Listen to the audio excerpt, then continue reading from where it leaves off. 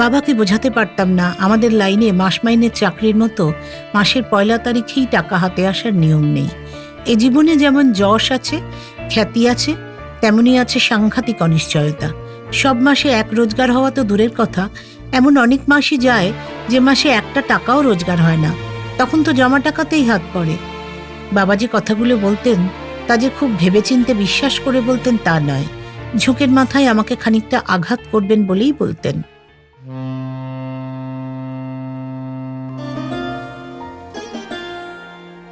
মনের বন্দরে দাঁড়িয়ে নোয়ার গল্প জাহাজ এখন শুধু গল্পের সাগরে পাড়ি দেওয়ার অপেক্ষা।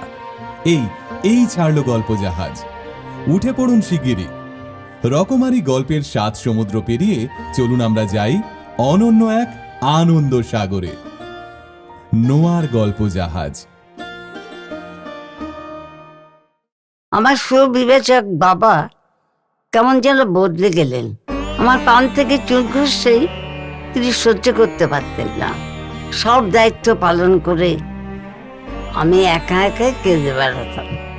মা অসুস্থ, বাবাও খানিকটা অসুস্থ, তার মধ্যেই কাজ করছি। এই প্রথম কিংবদন্তি অভিনেত্রী সাবিত্রী চট্টোপাধ্যায়ের আত্মকথন সত্যি সাবিত্রী, নির্মাণ লীনা গঙ্গোপাধ্যায়। শেষ বয়সে আমার সুবিবেচক বাবাও যেন কেমন বদলে যাচ্ছিলেন একটু একটু করে।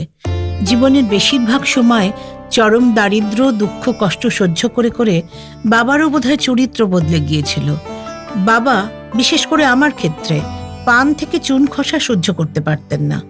কখনো কোনো মাসে ১ তারিখে যদি টাকা দিতে না পারতাম, তাহলে শুধু যে অসন্তুষ্ট হতেন তাই না, রীতিমতো অপমানজনক কথাও বলতেন। এমনকি একবার আমার এক বন্ধুকে ডেকে বলেছিলেন ওর সঙ্গে মিশবা না, ও খারাপ হইয়া গেছে। আমি তো বাবার সঙ্গে ঝগড়া করতে পারিনি, বলতে পারিনি, বাবা খারাপ হয়ে যাওয়ার সময় যখন ছিল তখন নিজের শির দাঁড়া শক্ত করে রেখেছিলাম, তখন তুমি আমার ওপর ভরসা রেখেছিলে। অথচ আজ যখন অনেকটা পথ পার হয়ে এসেছি তখন তুমি নিজের মেয়ের ওপর ভরসা করতে পারছো না। সোনাদি আমাকে বোঝাতো, বলতো, সাবু বাবার কথায় কিছু মনে করস না রে, এক জীবনে একটা মানুষের উপর দিয়া যে ঝড় গেছে তা সহ্য কইরা মানুষটা যে এখনো টিক্কা আছেন, এর থেকে বেশি আর কি হইতে পারে। বাবাকে বোঝাতে পারতাম না আমাদের লাইনে মাস মাইনের চাকরির মতো মাসের ১ তারিখেই টাকা হাতে আসার নিয়ম নেই। এ জীবনে যেমন যশ আছে, খ্যাতি আছে, তেমনি আছে সাংঘাতিক অনিশ্চয়তা। সব মাসে এক রোজগার হওয়া তো দূরের কথা, এমন অনেক মাসই যায় যে মাসে একটা টাকাও রোজগার হয় না। তখন তো জমা টাকাতেই হাত পড়ে।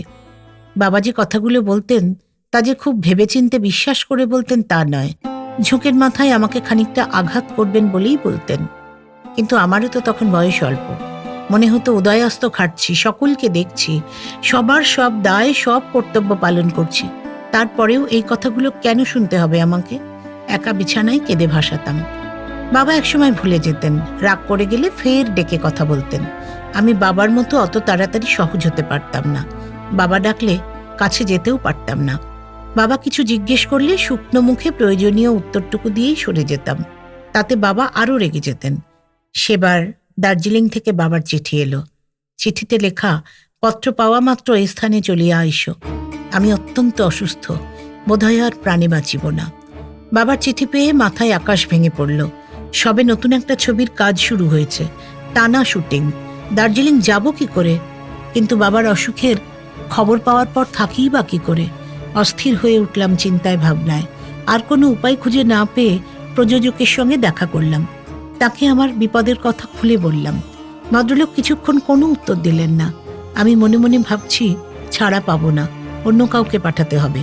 কিন্তু মেয়ে হয়ে বাবার অসুখের খবর পাওয়ার পরও যাব না, এটাও মন থেকে মেনে নিতে পারছিলাম না। তাছাড়া মনের ভেতর এক গোপন ভয় বাসা বেঁধেছিল, বাবার সঙ্গে যদি আর দেখা না হয়।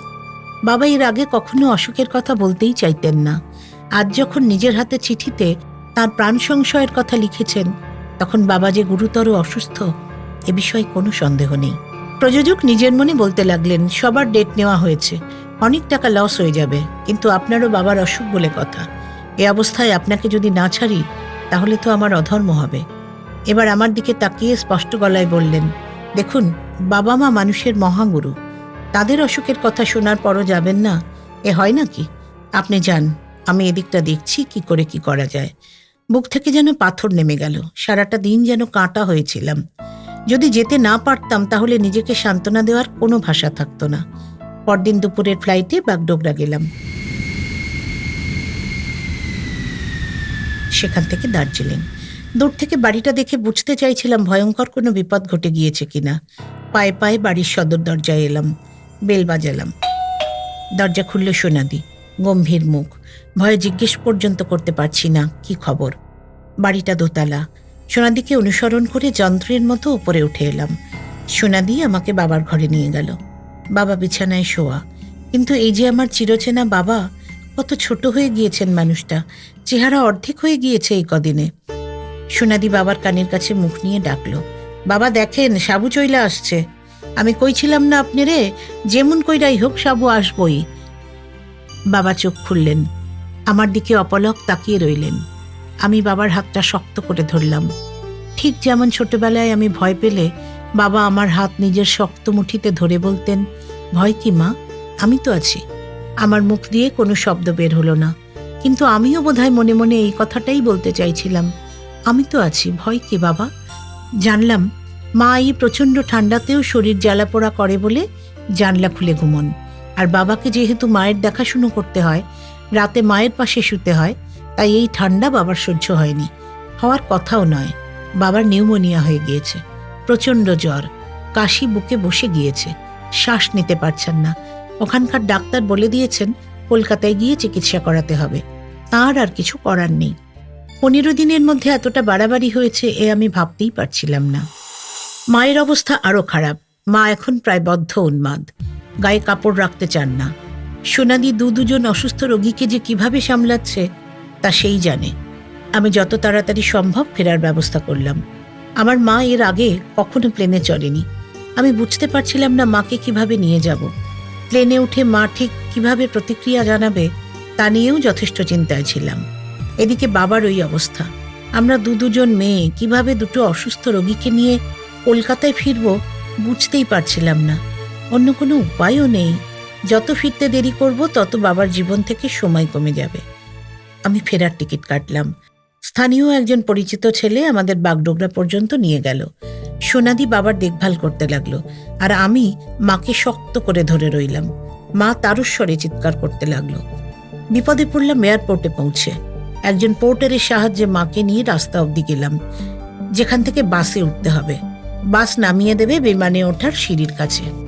মা এখানেই বেঁকে বসলো, কিছুতেই যাবে না। চিৎকার, চেঁচামেচি, গালাগাল, মাকে এক চুল নড়ানো যাচ্ছে না। সোনাদি বাবাকে নিয়ে, আর আমার একার পক্ষে কিছুতেই সম্ভব হচ্ছিল না মাকে এক চুলো সরানো। মায়ের শরীরে যেন অসুরের শক্তি। আমার চিরকালের নরম সরম মা, আমার ভীরু কুণ্ঠিত লাজুক মায়ের এই বিভৎস আচরণে আমার দু চোখ দিয়ে দরদর করে জল পড়তে লাগলো। বুঝতে পারছি আর কোনোভাবেই আমরা কলকাতায় ফিরতে পারবো না।